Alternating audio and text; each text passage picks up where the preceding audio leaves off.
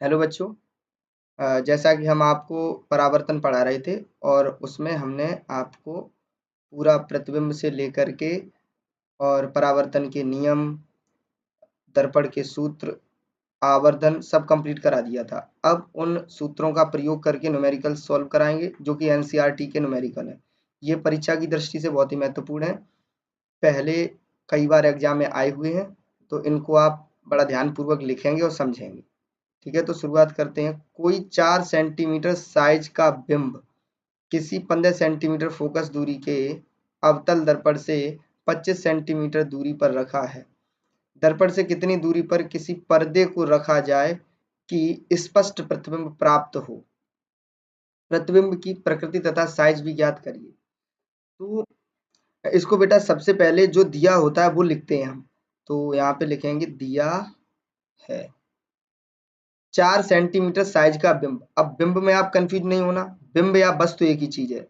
तो height of object कितना दिया हुआ है, 4 सेंटीमीटर कितना है, इसका मतलब ये कि वो साइज बता रहा है। हाइट ऑफ ऑब्जेक्ट बराबर 4 सेंटीमीटर। फोकस दूरी 15 सेंटीमीटर फोकस दूरी का अवतल दर्पण, दर्पण कौन सा है, अवतल। तो फटाफट से हम अवतल दर्पण बना लेंगे। ये अवतल दर्पण है। अगर बाहर की ओर पॉलिश है, दबे हुए भाग से परावर्तन होता है तो वो अवतल दर्पण होता है। मैंने अच्छे से बताया है। ये फोकस हो गया इसका, ये हो गया वक्रता केंद्र और ये रेखा कहलाएगी मुख्य अक्ष। तो कह रहा है 15 सेंटीमीटर फोकस दूरी, तो यहां से यहां तक की दूरी कितनी बेटा, 15 सेंटीमीटर। अवतल दर्पण 25 सेंटीमीटर दूरी पर रखा है, तो प्रतिबिंब की दूरी कितनी है, 25 सेंटीमीटर। अब 15 सेंटीमीटर फोकस है, तो निश्चित रूप से इसकी जो वक्रता त्रिज्या होगी वो 30 होगी और वस्तु रखी है 25 पे, तो वस्तु कहीं यहाँ रखी होगी बेटा। ठीक है ना, हम लोग अंदाजा लगा लेते हैं कहाँ रखी होगी, यहाँ रखी होगी 25 सेंटीमीटर। ठीक है, तो वस्तु की दूरी हो गई 25 सेंटीमीटर और फोकस दूरी हो गई 15। अब पूछा क्या है कि पर्दे को कहाँ रखा जाए कि स्पष्ट प्रतिबिंब प्राप्त हो।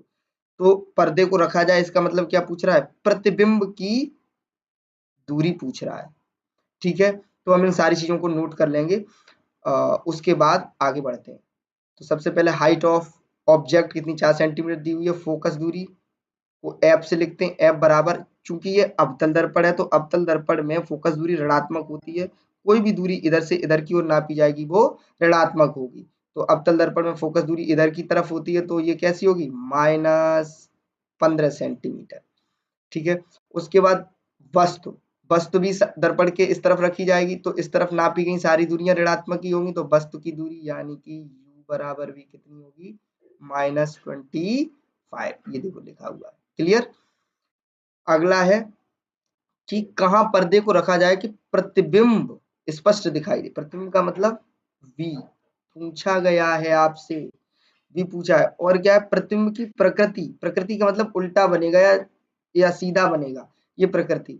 और उसके बाद साइज यानी कि हाइट ऑफ इमेज भी आपसे पूछी गई है। ठीक है, तो दो चीजें, तीसरा है प्रतिबिंब की प्रकृति। ये तीन चीजें पूछी गई। ये प्रश्न अगर आएगा तो 4 नंबर का आएगा।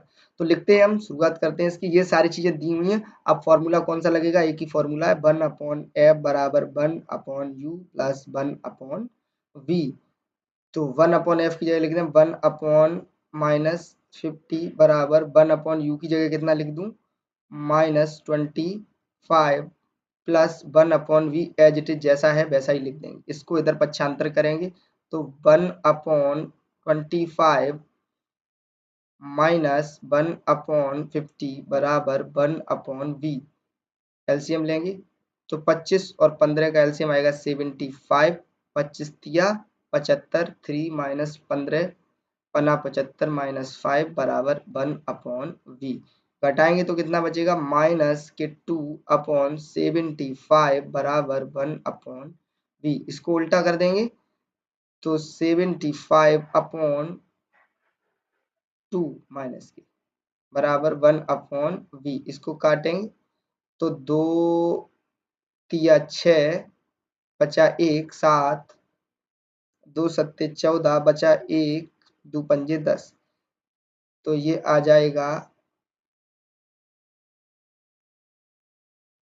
v बराबर, इसको भी उल्टा करेंगे तो ये v हो जाएगा यहाँ पे, v बराबर, तो v बराबर b बराबर 37.5 माइनस के, किसके, माइनस के। माइनस चिन्ह ये प्रदर्शित करता है, पहला आंसर आ गया हमारा। माइनस चिन्ह ये बताता है कि ये प्रतिबिंब इसके सामने बना हुआ है दर्पण की, ठीक है।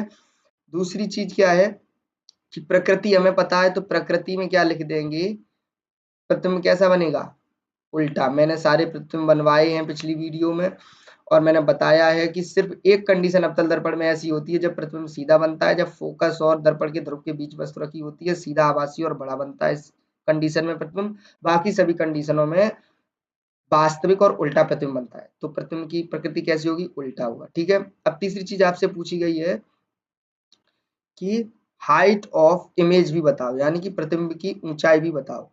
तो इसको लिख लेंगे बेटा, एक फॉर्मूला होता है आवर्धन का, m बराबर माइनस बी अपॉन यू बराबर हाइट ऑफ इमेज बटे हाइट ऑफ ऑब्जेक्ट।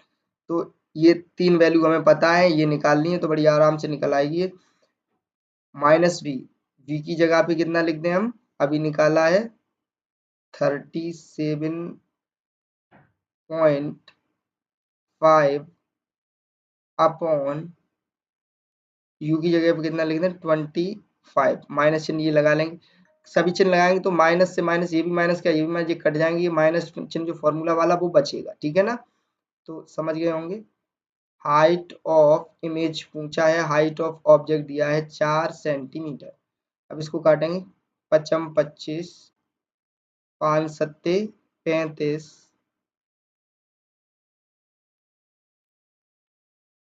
7 बार गया और बच्चे 2। तो मैं यहाँ पे एक जीरो बढ़ा लूँ, दशमलव हटा के, 7 35 और 55 25, ठीक है, 75। फिर 5 से काटूँ, 5 एकम 5 0, 15 बार कटा, 15 पन्ना 75, 2 दूनी 4, 2 पंजे 10, 5 तिया 15। तो ये 2 का 3 में गुणा हो जाएगा, बचेगा, इसको साफ साफ लिख लेता हूँ, 3/5 बराबर हाइट ऑफ इमेज बटे 2 माइनस के साथ, ये बचा। तो 5 भी कट गया, सिर्फ यही बचा, 5 नहीं है, ठीक है।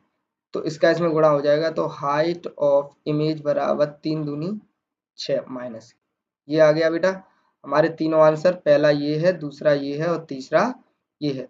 तो आशा करता हूँ समझ में आ गया होगा। एक दो बार वीडियो को प्ले करके देख लेना, अगर नहीं समझ में आता है तो कमेंट करना, मैं फिर से समझा दूंगा।